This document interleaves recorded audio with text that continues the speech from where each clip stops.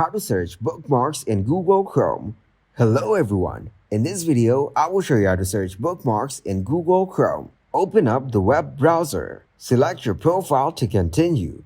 Click on three dots from the top right corner. Go into Bookmarks, click on Bookmark Manager. From here, you can see the bookmarks which are already here in the header. Click to Other Bookmarks or tap on Mobile Bookmarks. You can see the link in here.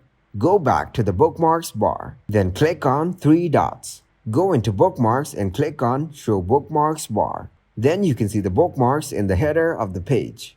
Go back to the main Google page. Tap on three dots and go into Bookmarks. You can see all the options it has here.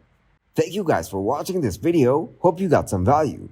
Make sure to like the video and subscribe to the channel to get notified for new videos. See you in the next one.